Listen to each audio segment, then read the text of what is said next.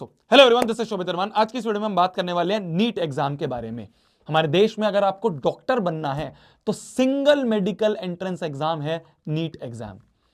ये वीडियो मैं specifically class 10 से क्लास 11th में जाने वाले बच्चों के लिए बना रहा हूं, क्योंकि क्या होता है ना, हमारे देश में जो बच्चा साइंस लेता है 10th के बाद, उसके सामने दो बहुत फेमस प्रोफेशन डाल दिए जाते हैं कि बेटा या तो तू इंजीनियर बन जा या तू डॉक्टर बन जा। अब होता क्या है ना, बहुत सारे बच्चे, मैक्सिमम बच्चे भेड़ चाल में इन दोनों प्रोफेशन की तैयारी में लग जाते हैं। भेड़ चाल में कि यार मामा ने डॉक्टर की तैयारी करी थी या मौसी ने डॉक्टर की तैयारी थी, बेटा तेरा चाचा डॉक्टर की तैयारी कर रहा था, बेटा तेरा दोस्त डॉक्टर की तैयारी कर रहा है तो तू भी साथ में लग जा। ये बहुत बड़ी गलती है। 10वीं के बाद अगर आप किसी एक स्ट्रीम को चूज कर रहे हो, किसी एक प्रोफेशन में जाने की सोच रहे हो, तो आपको उस प्रोफेशन की इन डेप्थ, उस एग्जाम की इन डेप्थ नॉलेज आज होनी चाहिए। मैं वही कोशिश करूंगा कि जितने भी बच्चे क्लास 10th के बाद डॉक्टर बनने की सोच रहे हैं कि भैया मैं तो साइंस लेकर ना डॉक्टर बनना चाहता हूं, भैया मैं तो साइंस लेने के बाद नीट एग्जाम देके डॉक्टर बनना चाहती हूं, उन बच्चों को उस नीट एग्जाम के बारे में बेसिक बेसिक सारी नॉलेज मैं आपको आज दे दूं। बाकी चीजें तो विद टाइम में आपको मिशन जीत में देता ही रहूंगा। विद टाइम मिशन जीत में हम 2 साल साथ में रहेंगे, हर एक चीज की रिस्पॉन्सिबिलिटी मेरी है, मैं बिल्कुल दूंगा। अभी मैं बिल्कुल बेसिक बेसिक आपको समझा देता हूं, जिससे कि आप अपना डिसीजन ले पाओ कि हाँ भैया मेरे को जाना भी चाहिए मेडिकल में या फिर पीसीबी में या नहीं जाना चाहिए। वो डिसीजन आप इस वीडियो के बाद ले पाओगे। बहुत ध्यान से सुनना, बहुत इन डेप्थ वीडियो होने वाली है ना। मेरी जितना एक्सपीरियंस है जेईई और नीट का, मैं सारा यहाँ पे मिशन जीत में देने के लिए रेडी हूँ।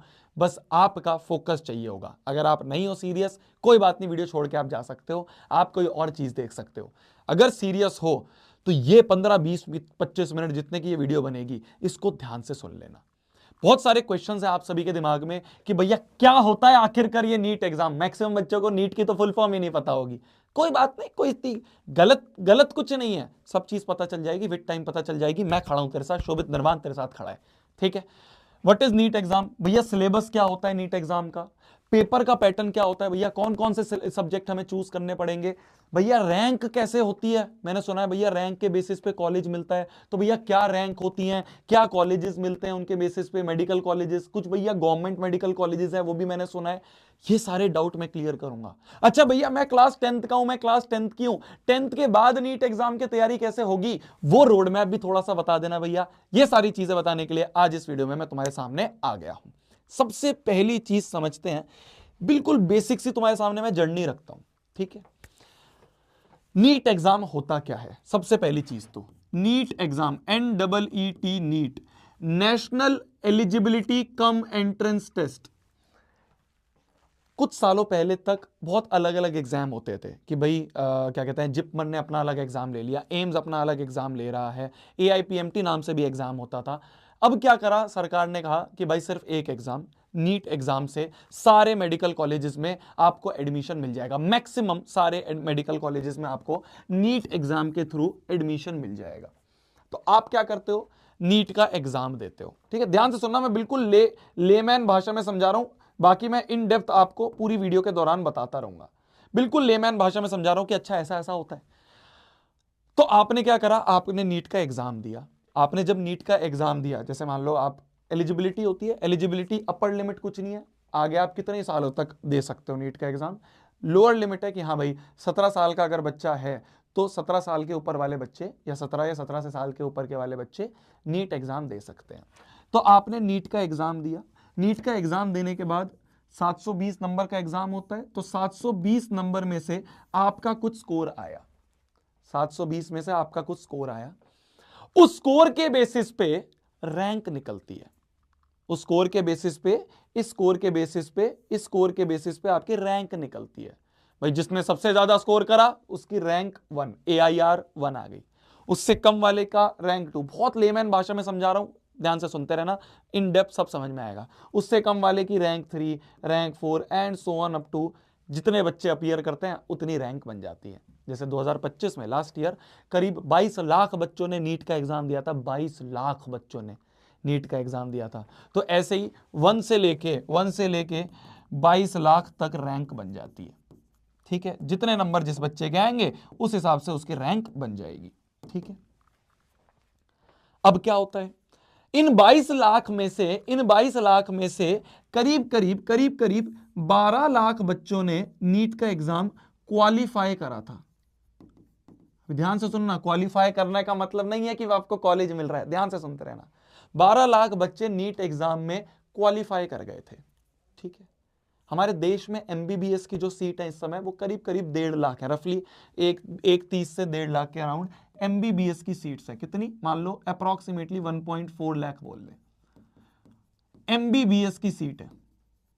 ठीक है, एमबीबीएस की सीट है 1.4 लाख टोटल बता रहा हूं मैं। ठीक है, इनमें से भी सिर्फ और सिर्फ 50 से 60 हजार गवर्नमेंट मेडिकल कॉलेज की सीट है, गवर्नमेंट मेडिकल कॉलेज की सीट है एमबीबीएस की।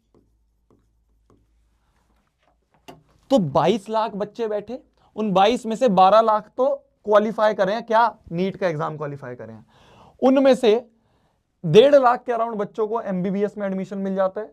इस एमबीबीएस में तो प्राइवेट में मिक्स्ड है, खाली सरकारी अगर जाना है आपको तो आपको टॉप के 50 से 60 हजार बच्चों में आना पड़ेगा, टॉप के 50 से 60 हजार बच्चों में आना पड़ेगा अगर आप गवर्नमेंट मेडिकल कॉलेज के बारे में सोच रहे हैं, गवर्नमेंट मेडिकल कॉलेज के बारे में सोच रहे हैं। गवर्नमेंट मेडिकल कॉलेज मतलब भैया जैसे सबसे बड़ा नाम आपने एम्स सुना होगा, तो वो बिल्कुल ऊपर वाले बच्चों को एम्स मिल जाता है। फिर उसके बाद आपने और बहुत सारे, जैसे दिल्ली में सफदरजंग है, मौलाना आज़ाद है, मेरा एक हॉस्टल का एक हमारे दोस्त है, वो मौलाना आज़ाद में इस समय जो नीट की तैयारी कर रहे थे। तो एक दोस्त है हमारा जो इस समय एम्स पटना में है। तो 12 लाख बच्चे तो क्वालिफाई करे, उनमें से भी गवर्नमेंट मेडिकल सीट सिर्फ 50-60 हजार है ना। टोटल मेडिकल एमबीबीएस सीट जो है वो 1.4 लाख के अराउंड है। तो भैया ये जो बच गए बच्चे, ये क्यों क्वालिफाई कर देते हैं? क्वालिफाई करने का रीजन ये रहता है कि अगर कोई बच्चा नीट क्वालिफाइड है तो वो फिर आगे एमबीबीएस के अलावा आपके जो डेंटल होता है, डेंटल कोर्स में एडमिशन ले सकता है, होम्योपैथी में भी है ना, बीडीएस हो गया, और इसके बाद आपका आयुर्वेदा हो गया। इस तरह के अलग अलग जो तुम्हारे कोर्सेज होते हैं उनमें भी एडमिशन ले सकते हैं, इसलिए वो क्वालिफाई का टैग देते हैं। काफ़ी कॉलेजेस हैं, जैसे कोई बच्चा कोई प्राइवेट मेडिकल कॉलेज में लेना चाहता है तो वहाँ पे वो कहते हैं कि भाई अगर आप क्वालिफाइड हो ना, रैंक आपकी मान लो नीचे है पर आप क्वालिफाइड हो तो आपको एडमिशन मिल जाएगा, है ना। कुछ बच्चे फॉरेन में जाके, तो वहाँ की कुछ यूनिवर्सिटीज़ हैं जो कि नीट के क्वालिफिकेशन, नीट के स्कोर को भी मान लेती हैं। आपको क्या टारगेट करना है, ये सारा क्या है ना, बहुत बड़ा जंजाल है, अभी दिमाग खराब होगा तुम्हारा। तुम्हारा क्या टारगेट होना चाहिए? तुम्हारा तो टारगेट है भैया पापा मम्मी के पैसे ज्यादा नहीं खर्च करवाने। हमारा तो टारगेट है भैया इन 50-60 हजार गवर्नमेंट मेडिकल कॉलेज वाली सीट में आना है, इन 50-60 हजार गवर्नमेंट मेडिकल कॉलेज वाली सीट में आना है। हमारा तो ये टारगेट होना चाहिए। कैपेबिलिटी पे कभी अपने आप को जज मत करना, ठीक है? ध्यान से सुनना मेरी बात को। तुम्हारे चाचा चाची, मामा मामी, मौसा मौसी, दुनिया भर के दोस्त तुम्हारी कैपेबिलिटी पे तुम्हारे बहुत जज करेंगे, तुम्हें अपने आप पे जज नहीं करना है। अगर ठान लिया, पहली बात तो ये वीडियो देख के समझियो कि हाँ मेरे लिए है या नहीं है, और अगर तूने ठान लिया कि हाँ भैया मेरे लिए है, तू कर सकता है, तू कर सकती है, तू आ सकता है इस 50-60 हजार सीट के अंदर। ये 22 लाख जो होती है ना, बहुत भीड़ होती है, बहुत भीड़ होती है। ये इनमें से सीरियस तो 4-5 लाख ही बच्चे होते हैं, बाकी तो ये है कि चलो पापा ने बोल दिया जाके दे दिया एग्जाम, मम्मी ने बोल दिया जाके दे दिया। अगर तुम एक सीरियस एस्पिरेंट हो तो 5-6 लाख बच्चे ही हैं जिनके साथ तुम्हारा कंपटीशन होगा, उनमें से भी और सीरियस जो है वो 3-4 लाख बच्चे ही, 2-3 लाख बच्चे ही हैं। क्या मेरी बात समझ में आ रही है? तो अगर ठान ली है, कर सकते हो। हमें टारगेट करना है कि हमें तो भैया इन गवर्नमेंट मेडिकल कॉलेज में आना है, क्योंकि यार प्राइवेट मेडिकल कॉलेजेस की फीस ही 1 करोड़ से ऊपर जाती है, तो हमें तो भैया गवर्नमेंट मेडिकल कॉलेजेस में जाना है, ये टारगेट हमारा होना चाहिए। ये मैंने तुम्हें बेसिक सा एक रोड मैप बताया कि नीट एग्जाम के बाद मार्क्स आते हैं, मार्क्स के बाद रैंक आती है, रैंक के हिसाब से आपके कॉलेजेस मिलते हैं। अब आ जाते हैं आज के दिन पे। अरे अभी तो 10th में हो ना, अभी तो 10th में हो ना, तो भैया 10th के बाद क्या सीन रहेगा, 10th के बाद क्या रोड मैप रहेगा, उसकी बात करते हैं। नीट एग्जाम तो चलो जब 11वीं 12वीं हो जाएगी उसके बाद देना है, अभी 10th के बाद क्या करना है उसके बारे में बात कर लेते हैं। देख लो, ध्यान से सुन लो। अगर आपने क्लास 10th अभी पास कर ली, ठीक है, ऑब्वियस सी बात है कर लोगे, क्यों नहीं करोगे। 10th पास करने के बाद अगर आपको डॉक्टर बनना है और डॉक्टर बनने के लिए अगर आपको नीट का एग्जाम देना है तो आपके सामने सबसे पहला जो स्टेप आएगा, जो बिल्कुल फर्स्ट स्टेप होगा आपके सामने, वो होगा स्ट्रीम सिलेक्शन। वो होगा स्ट्रीम सिलेक्शन। आपको स्ट्रीम सेलेक्ट करने का ऑप्शन दिया जाएगा कि भैया बताओ 11वीं 12वीं कौन सी स्ट्रीम में पढ़ना चाहते हो।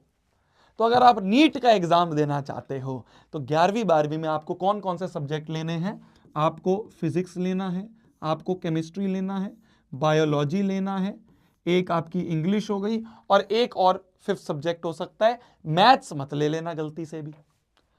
मैं आपको ये पर्सनल एक्सपीरियंस बता रहा हूं। मैंने बहुत सारे बच्चे देखे हैं जो ये सोचते हैं भैया मैं तो क्या करूंगा, PCMB ले लूंगा।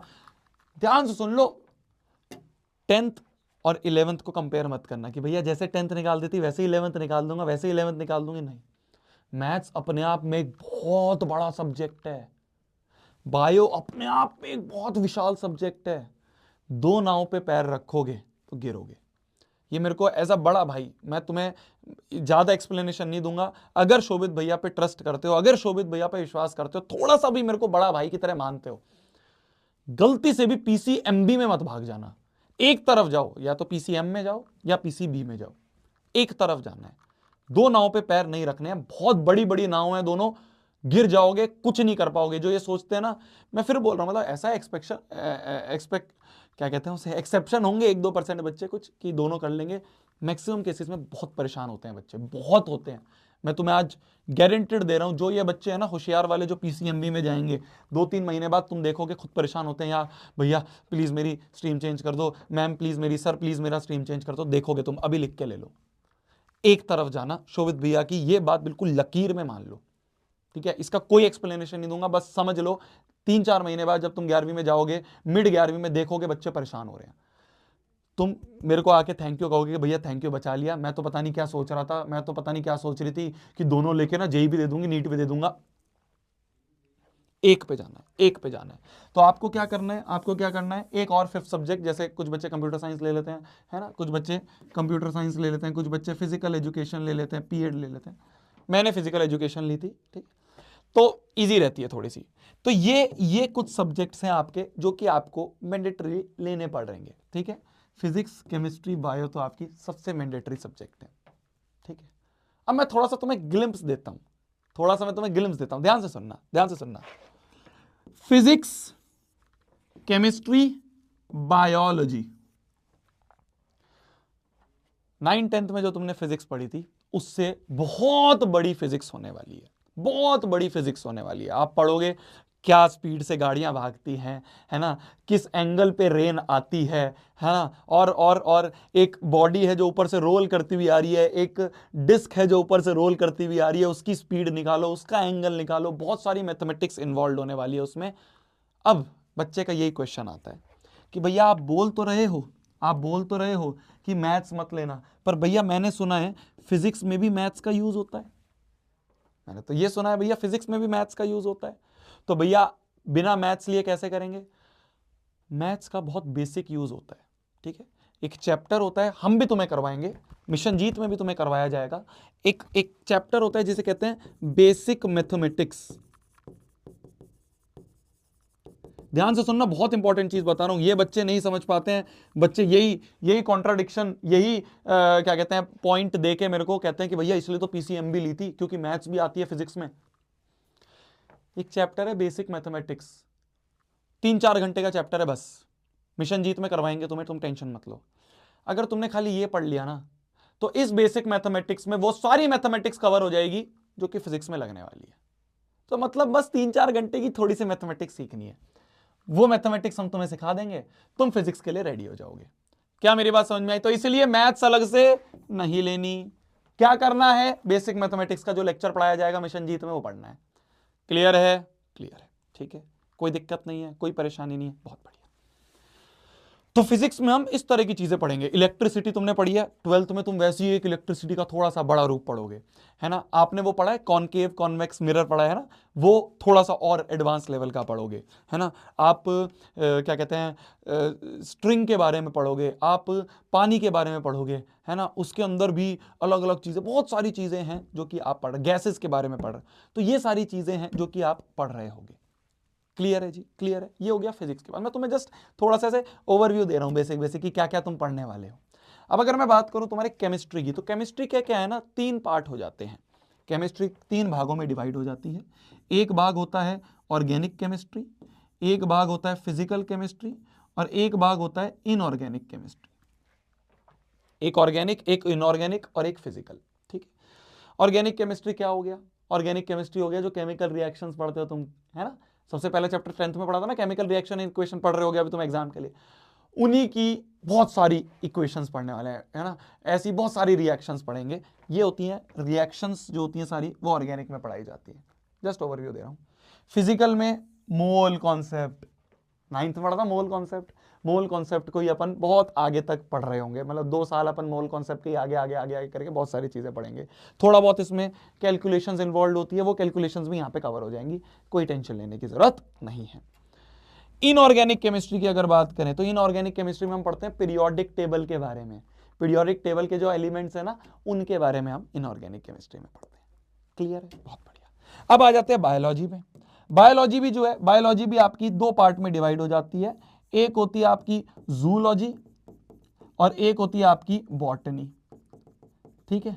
जूलॉजी, जू जू जू जू मतलब एनिमल, है ना। जू में तो एनिमल्स ही होते हैं, तो अपन इस तरह से मतलब बोल सकते हैं। तो इसमें हम एनिमल्स के बारे में पढ़ते हैं और बॉटनी में हम प्लांट्स के बारे में पढ़ते हैं, ठीक है। तो बायोलॉजी भी आपकी 2 पार्ट में डिवाइड हो जाती है 11th में जाने के बाद, ठीक है जी। तो फिजिक्स बता दिया मैंने, केमिस्ट्री बता दिया मैंने, बायोलॉजी बता दिया मैंने, इंग्लिश तो चलो तुम्हें पता ही है बचपन से, और फिजिकल एजुकेशन में दौड़ना भागना सब सीखते हैं। कंप्यूटर साइंस में हम कंप्यूटर के बारे में कोडिंग वगैरह थोड़ी बहुत सीखते हैं, बेसिक लेवल की। ये हो गया आपका स्ट्रीम सिलेक्शन, जो बहुत बड़ा एक डाउट होता है बच्चे को कि भैया मेरे को भैया नीट के एग्जाम की तैयारी करनी है, कौन कौन से सब्जेक्ट लेने चाहिए। मैंने बता दिया तुम्हें कौन कौन से सब्जेक्ट तुम्हें लेने चाहिए। तो अब क्या होगा, मैं तुम्हें तुम्हारी जर्नी के साथ लेते हुए चल रहा हूं। तो तुमने जी 10वीं के बाद अपने अच्छे एग्जाम के स्कोर करे, स्कोर करने के बाद तुम्हारा रिजल्ट आया, तुमने स्ट्रीम सेलेक्ट करा, स्ट्रीम सेलेक्ट करने के बाद तुमने 11वीं में एडमिशन ले लिया। ये सारी स्ट्रीम तुमने सेलेक्ट करी, ये सारे सब्जेक्ट तुमने सेलेक्ट करे, और सब्जेक्ट सेलेक्ट करने के बाद 11वीं में तुमने एडमिशन ले लिया। अब क्या होगा, अब क्या होगा, अब पूरी 11वीं और पूरी 12वीं, क्या बोला मैंने, ध्यान से सुनना, पूरी की पूरी 11वीं और 12वीं आप अच्छे से इंटेंसिव तरीके से क्या कर रहे होगे, नीट की प्रिपरेशन कर रहे होगे, नीट की प्रिपरेशन कर रहे होगे। पूरी 11वीं और 12वीं आपके साथ हम नीट की प्रिपरेशन करवा रहे होंगे। इस बीच में बहुत सारी चीजें होने वाली हैं, मैं तुम्हें आज लिख के देता हूं। मैं तुम्हें बोलता था ना 11वीं एक बहुत बड़ा जंप होता है, 10वीं से 11वीं एक बहुत बड़ा जंप है। 11वीं से 12वीं तो बच्चे समझ जाते हैं, आदत हो जाती है कि हाँ यार बहुत परेशानियां झेल ही ली हैं, बहुत दर्द सहन कर ही लिए हैं, तो 11वीं से 12वीं में तो क्या ही दिक्कत होगी। पर 10वीं से 11वीं का जो जंप होता है ये बहुत बड़ा जंप होता है। 11वीं जो होती है ना, ये जो क्लास है ना, इतनी बदनाम क्लास है, ये इतनी परेशानदायक क्लास है, ये इतनी डरावनी भयानक क्लास है, जिसमें आधे से ज्यादा बच्चे जो है यही दम तोड़ देते हैं। क्यों दम तोड़ देते हैं? मैं तुम्हें डरा नहीं रहा हूं, मैं तुम्हें सिर्फ अवेयर कर रहा हूं, मैं तुम्हें एज अ बड़ा भाई अवेयर कर रहा हूं, हर पॉइंट पे खड़ा हूं तुम्हारे साथ। आज यहां पे लिख के ले लो, मैं यहां पे तुम्हें वादा करता हूं हर एक चीज में खड़ा हूं, हर एक चीज में, बशर्ते तू भी मेरे साथ हर जगह खड़ा है, तू भी मेरे साथ हर जगह खड़ी है, तू मेरे पे ट्रस्ट कर रही है। दिक्कत ये होती है, क्या होता है, बच्चे क्या है ना, डिफरेंट डिफरेंट लोगों पे भागना शुरू करते हैं। ये सुना 2 दिन फिर इस पे भागेंगे, फिर 2 दिन इस पे, फिर अब ये आ गया इसकी बात, एक को चुन लो, एक को पकड़ लो। मैं जरूरी नहीं कर रहा हूं मेरे को, मेरे अलावा कोई और तुम्हें बेहतरीन लगता है, मेरे से अच्छा कोई लगता है, जाओ, पर किसी एक के पास, मुझे किसी से इससे फर्क नहीं पड़ता कि तुम मिशन जीत के साथ हो या फलाना के साथ हो, मुझे इससे फर्क पड़ता है कि तेरा नीट में अच्छी रैंक आनी चाहिए और तेरे को मेडिकल कॉलेज मिलना चाहिए। मेरे को इस चीज से फर्क पड़ता है। किसी से भी पढ़, कहीं से भी पढ़, नहीं कह रहा हूं मैं मिशन जीत से पढ़ियो, मत पढ़ियो बिल्कुल भी। तेरे को लगता है यहां से अच्छा कुछ और है, वहां से पढ़ियो। एट द एंड तेरे को बस ये दिमाग में रखना है कि तेरा एडमिशन होना चाहिए। क्या मेरी बात क्लियर हो गई? और अगर तू मेरे पे विश्वास करेगा तो मैं ये वादा करता हूं तेरा ट्रस्ट नहीं तोड़ूंगा, 1% नहीं तोड़ूंगा, ये भरोसा नहीं तोड़ूंगा। हर चीज जीत जान लगा दूंगा अपनी मिशन जीत में, नीट की तुम्हारी तैयारी के लिए। इस 11वीं में जितनी भी तुम्हें परेशानियां आएंगी, अरे बहुत सारी आती हैं यार, सिलेबस इतना बड़ा हो जाता है। मैं खुद 11वीं मेरी बर्बाद थी, इतना सिलेबस ज्यादा हो जाता है, समझ नहीं आता है, टेस्ट में कम नंबर आ रहे हैं, है ना, बच्चा डिप्रेशन में आ रहा है, उसको पता नहीं चल रहा है, मोटिवेशन नहीं मिल पा रही है यार, क्यों, कैसे कैसे इन बैकलॉग्स को खत्म करूं। वो गाइडेंस देने के लिए कोई है ही नहीं, वो तरीके से बताने के लिए कोई है ही नहीं। सबको बस इस चीज की पड़ी है, सिलेबस कंप्लीट करवा देते हैं, सिलेबस कंप्लीट करवा के बैच कंप्लीट हो गया। अरे तुम्हारा तो बैच कंप्लीट हो गया, उस बच्चे का कोई हुआ है? उस बच्चे का तो सिलेबस बचा हुआ है ना, उस बच्चे के तो बैकलॉग बन गया है ना। उसको तो बता दो एटलीस्ट पढ़ना कैसे है, उसको तो बता दो एटलीस्ट तैयारी कैसे करनी है। एटलीस्ट ये जो तुमने इतना बड़ा पहाड़ दे दिया 11वीं का, इस 11वीं के पहाड़ को सहन कैसे करना है ये तो बता दो। वो बताने के लिए तेरे शोभित भैया खड़े हैं। तो ये जो 11वीं है ना, 11वीं से 12वीं आसान रहती है, 12वीं ईजी है। 10वीं 11वीं जो है ना, ये 11वीं में तुम्हें दिक्कतें आएंगी। और वो सारी दिक्कतें, चाहे वो बैकलॉग्स हो जाएं, चाहे वो तुम्हारी मॉड्यूल्स हो जाएं, चाहे तुम्हें टीचर में किसी में दिक्कत आ रही है, मैं खड़ा हूं चेंज करूंगा, मैं खड़ा हूं चेंज करूंगा। आज तुम्हें लिख के देता हूं, हर चीज में तुम्हारे साथ खड़ा रहूंगा। ठीक है, तो आगे बढ़ते हैं। 11वीं 12वीं आपकी जो है ये पूरी नीट की प्रिपरेशन में जा रही होगी, पूरी नीट की इंटेंसिव ट्रेनिंग होगी आपकी। 11वीं में आप अच्छे से पढ़ोगे। अब क्वेश्चन ये आता है बच्चों का कि भैया ठीक है, ये सब तो हो गया, ये सब तो हो गया, क्वेश्चन आ रहा है भैया स्कूल का क्या, स्कूल के एग्जाम्स का क्या होगा भैया? देखो मेरी जान, इस लेवल की तैयारी कर रहे हो ना, मैं बिल्कुल तुम्हें हार्श डायरेक्टली बोल रहा हूं, मैं नहीं डर रहा हूं कुछ भी बोलने से। अगर इस लेवल की तैयारी कर रहे हो ना, तो इस लेवल का तो क्रैक कर ही लोगे। हाँ, अगर इस लेवल की तैयारी में दिक्कत है, इस लेवल की तैयारी में तुम ढीलापन छोड़ रहे हो, फिर तो स्कूल भी नहीं हो पाएगा। मैं जब अपनी 11वीं 12वीं में था, जब मेरा 12वीं का बोर्ड का एग्जाम आया था, तो मेरे पास मात्र 1 महीना था बोर्ड एग्जाम की तैयारी करने के लिए। 1 महीना भी मेरे को ज्यादा लग रहा था, मेरा तो 10 दिन में हो गया थी तैयारी। फिजिक्स में आई स्कोर 92, मैथ्स में आई स्कोर 95, मैं जेई की तैयारी कर रहा था तो मैथ्स मेरे पास थी, मैथ्स में आई स्कोर 95, केमिस्ट्री में आई स्कोर 90 के अराउंड, बहुत अच्छा स्कोर आ गया था। मेरे को 100/100 लाने भी नहीं थे, मेरा तो मेन गोल यही था, 75% से ऊपर आ जाए बहुत है ना। तो मैं वही बोल रहा हूं तुम्हें, अगर तुम इस लेवल की तैयारी कर रहे हो तो स्कूल लेवल तो होता रहेगा, उसकी टेंशन मत लो। और मिशन जीत में भी मैं तुम्हें यहाँ पे आश्वासन देता हूं, मैं तुम्हें यहाँ पे गारंटी दे रहा हूं, साथ साथ में वो टीचर जो भी हम लाएंगे, जो भी हम बेहतरीन टीचर लाएंगे, एक एक ऐसा टीचर सेलेक्ट कर रहे हैं, एक एक ऐसा व्यक्ति सेलेक्ट कर रहे हैं, तुम देख के कहोगे कि हाँ यार भैया आप लगे हो सही में इस मिशन पे, आप दिख रहा है। वो टीचर भी, वो जो आपके सामने वो भैया दीदी जो भी हैं, वो खड़े रहेंगे और वो आपको साथ साथ में स्कूल एग्जाम के लिए भी गाइड कर रहे होंगे। तो school exam is not difficult, वो तुम्हें इतना बड़ा टेंशन नहीं दे रहा होगा। उसके लिए मैं खड़ा हूं, उसके लिए शोभित भैया खड़े हैं, मैं तुम्हारे लिए कुछ ना कुछ कहते हैं ना प्रबंध मैं कर दूंगा, तो उसकी टेंशन मत लेना। फोकस करो इस पे, इसका जो होगा ना, इसकी पूरी तैयारी पे फोकस करना है हमें। अरे क्लियर है, क्लियर है मेरी बात, क्लियर है मेरी बात। अच्छा, अब आ जाते हैं नीट एग्जाम पे कि भैया चलो ठीक है, 2 साल तैयारी कर ली। अब ये जो नीट एग्जाम होता है किस तरह से होता है, क्या होता है इस एग्जाम में, थोड़ा नीट एग्जाम के पेपर के बारे में तो बता दो। तो नीट का जो पेपर होता है, उस पेपर के बारे में थोड़ा सा समझ लेते हैं, उस पेपर के बारे में थोड़ा सा समझ लेते हैं। देखो मेरी जान, देखो मेरी जान, ध्यान से समझना, ध्यान से समझना। ये एमसीक्यू बेस्ड पेपर होता है, पूरा का पूरा एमसीक्यू पेपर होता है। आपके पास 4 ऑप्शंस आएंगे, 4 ऑप्शंस में आपका +4 होता है, अगर आप करेक्ट करोगे, इनकरेक्ट करोगे -1 होता है, छोड़ दोगे तो कोई नंबर नहीं कटेगा, कोई दिक्कत नहीं है। +4 -1 होता है, ठीक है। आपका ये ऑफलाइन एग्जाम होता है ना। ऑफलाइन एग्जाम का मतलब, ऑफलाइन एग्जाम का मतलब आप एग्जाम सेंटर पे जाओगे, वहां पे OMR शीट होगी, OMR शीट पे आपको भर के करना होता है, ठीक है जी। कौन करवाता है भैया ये एग्जाम? ये एग्जाम पहले तो CBSE वगैरह भी करवाते थे, अब ये NTA करवाती है, नेशनल टेस्टिंग एजेंसी ये करवाती है। कितने नंबर का होता है भैया ये एग्जाम? 720 नंबर का होता है भैया ये एग्जाम, 720 मार्क्स। भैया 720 मार्क्स कैसे कैसे डिवाइड होते हैं, सुन लो मेरी बात। आपका फिजिक्स केमिस्ट्री ये दोनों के दोनों 180 मार्क्स के होते हैं, ये दोनों 180 मार्क्स के होते हैं। बायोलॉजी तो इंपॉर्टेंट है, तो बायोलॉजी सबसे ज्यादा नंबर की होती है, जो कि आपकी 360 नंबरों की। तो ये सारे इन टोटल मिला के 720 मार्क्स हो जाते हैं। अब आपके दिमाग में आएगा भैया 720 में से कितने लाने चाहिए। साल दर साल कट ऑफ बढ़ रहा है, साल दर साल कंपटीशन भी बढ़ रहा है। अब देखो 22 लाख बच्चे बैठे हैं यार। कहा जाता है JEE NEET exams are not exam जिसमें आप सिलेक्शन देखते हो, जो वहां पे लोग बैठे हैं वो सिलेक्शन नहीं देखते, वो रिजेक्शन की सोचते हैं कि कौन है चलो रिजेक्ट, कौन है चलो रिजेक्ट। अगर अब मैं जितने मेरे दोस्तों से बात हुई है जो एम्स और मेडिकल कॉलेजेस में, गवर्नमेंट मेडिकल कॉलेज में, उनका तो यही कहना है भाई 650 से ऊपर मार्क्स जो है, 600 650 से ऊपर मार्क्स जो है टारगेट करने पड़ेंगे अगर आप उस चंक में आना चाहते हो 50-60 हज़ार वाले। मुश्किल नहीं है, हो जाएगा। 2 साल है हमारे पास, 2 साल है हमारे पास, कर लेंगे, हैं 2 साल हमारे पास, कर लेंगे। ठीक है, बस डेडिकेशन चाहिए, ट्रस्ट चाहिए तुम्हारा। वो ट्रस्ट मैं नहीं तोड़ूंगा, इसकी मैं गारंटी देता हूं, मैं लिख के दे सकता हूं। बस इस चीज को समझ लेना, इस चीज को समझ लेना कि जो बोला जा रहा है बस उसको लकीर मान के करते जाओ। ठीक है, ठीक है जी।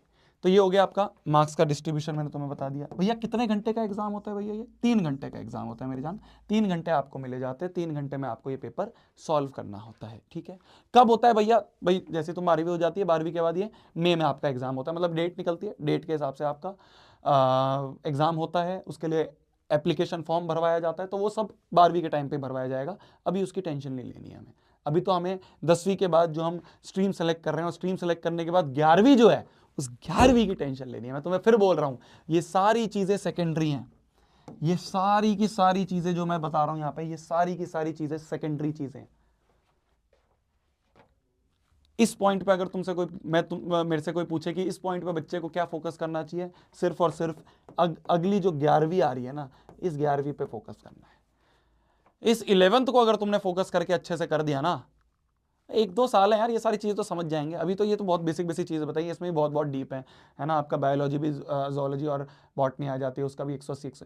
तो ऐसे करके बहुत सारी चीज़ें हैं, ये विद टाइम हम समझते रहेंगे। मैंने तो तुम्हें बेसिक स्ट्रक्चर बता दिया कि अगर तुम डॉक्टर बनना चाह रहे हो इंडिया में, है ना, तो तुम्हें नीट एग्ज़ाम का टारगेट रखना है, नीट एग्ज़ाम को क्रैक करना है, और अच्छे नंबरों से क्रैक करना है, अच्छी रैंक से क्रैक करना है।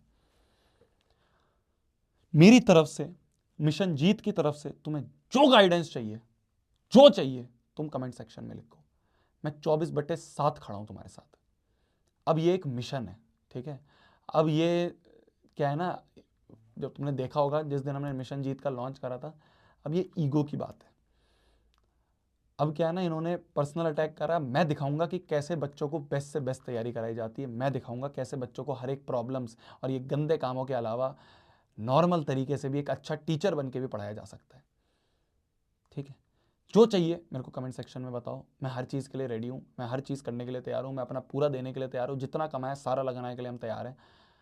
तुम्हारा सिलेक्शन चाहिए मुझे बस। तुम जो सपना लेके बैठे हो, तुम्हारा जो मन में है, तुम्हारे जो पेरेंट्स सपना लेके बैठे हैं कि मेरे बच्चा, मेरा बच्ची डॉक्टर बन जाए, मेरे बच्चे वो सफ़ेद कोट पहन ले, उस सपने के लिए मैं लगा हुआ हूँ। अब मैंने अपनी जीवन लगा दिया है बस अब। ठीक है, तुम्हारी तरफ से जो सपोर्ट की नीड है बस वो देते रहना यार। हाँ, लग जाओ, अब लग जाना बस। ठीक है, 10वीं का बोर्ड का एग्ज़ाम दो, 10वीं के बोर्ड के एग्ज़ाम के बाद मिशन जीत खड़ा है तुम्हारे लिए। बस मैं वो ट्रस्ट नहीं तोड़ूंगा, मैं फिर बोल रहा हूँ, गारंटी देता हूँ वो नहीं तोड़ूंगा। तुम्हारी तरफ से बस डेडिकेशन चाहिए होगी, तुम्हारी तरफ से बस ये चाहिए होगा। एक बेसिक सी चीज़ बताता हूँ, ध्यान से सुनना, आखिरी पॉइंट बता रहा हूँ। बच्चे क्या होते हैं ना, 11वीं में जाते ही ये सोचने लग जाते हैं कि यार मैं ये भी कर लेता हूँ, ये बुक भी कर लेता हूँ, वो बुक भी कर लेती हूँ, इस कोचिंग में भी एडमिशन ले लेता हूँ, उस कोचिंग का मॉड्यूल भी ले लेता हूँ। तुम देखोगे ऐसे ऐसे तुम्हारे आसपास सारे जीव जितने भी हैं, जितने भी जीव जंतु तुम्हारे आसपास नीट के एस्पिरेंट होंगे, सब यही कर रहे होंगे। 99% बच्चा यही कर रहा होगा, 100 जगह भाग रहा होगा। मैं तुम्हें, ये उस बच्चे ने बोला है जिसकी रैंक 200-300 रैंक थी, एम्स में उसका एडमिशन होता, उस बच्चे ने बोला ये कि अपने गुरु को, जो आपका टीचर है, उसकी बातों को लकीर मान लो। जो क्लास में पढ़ाया जा रहा है, जो होमवर्क दिया जा रहा है, बस इतना भी कर लोगे ना, तो तुम उन 99% भीड़ से आगे होगे। मैंने तुम्हें बिल्कुल आसान तरीका बता दिया है क्रैक करने का, बिल्कुल आसान। जो मास्टर हैं, जो टीचर हैं, उन पे कहीं भी पढ़ रहे हो, मैं फिर बोल रहा हूं तुम्हें, मैं यहां पे बेचने नहीं आया हूं यार। क्या बेचूं, अभी तो कुछ है ही नहीं। क्या बेचूं, अभी तो कुछ है ही नहीं। अभी तो टीचर भी नहीं है, कुछ भी नहीं है, अभी तो सब इनिशियल लेवल पे है, सबकी तैयारी चल रही है। मैं तुम्हें बस ये बताना चाहूँ, यहाँ जाओ, वहाँ जाओ, कहीं और जाओ, तीसरी जगह जाओ, ऑफलाइन जाओ, जहाँ भी जा रहे हो जाओ, बस जहाँ भी जा रहे हो उस पर 100% ट्रस्ट करना, उसको पूरा गुरु मान के अगले 2 साल समर्पित कर देना। अगले 2 साल बाद तुम देखोगे तुम इन इन इन गवर्नमेंट मेडिकल कॉलेज में बैठे हो, इन गवर्नमेंट मेडिकल कॉलेज में बैठे हो। बस जितना जितना बोला जा रहा है टीचर, बस उतना उतना करते रहो यार, बस उतना उतना करते रहो। हमारे मास्टर कहते थे कि अगर आपको उसके बाद भी एक्स्ट्रा टाइम मिल रहा है, मतलब आप वो सही से नहीं कर रहे हो, क्योंकि वो ही बहुत ज्यादा होता है यार। रेगुलर नोट्स रिवाइज करने, रेगुलर डीपीपी करने, रेगुलर मॉड्यूल करने, रेगुलर टेस्ट अटेम्प्ट करने, रेगुलर सैंपल पेपर्स करने, रेगुलर होमवर्क करना, रेगुलर बहुत सारी चीजें हैं। अगर उतना भी कर लोगे ना रोज का, तो तुम्हें एक्स्ट्रा टाइम मिलेगा ही नहीं। एक्स्ट्रा टाइम मिलेगा नहीं तो 100 चीजों के बारे में सोचोगे नहीं। Thank you so much. I hope आपको चीज़ें समझ में आई हो। कुछ और चीज़ चाहिए मेरे को बिल्कुल बताना कमेंट सेक्शन में, मैं खड़ा हूँ तुम्हारे साथ। ठीक है जी, all the very best, all the very best. अच्छा होगा, पक्का अच्छा होगा। शोभित भैया, मिशन जीत तुम्हारे साथ खड़ा है। इस जंग को जीतने के लिए मिशन जीत तुम्हारे साथ खड़ा है। Good night, take care. खाना खा लो, अभी मैं भी खाना खा लेता हूँ। बाय।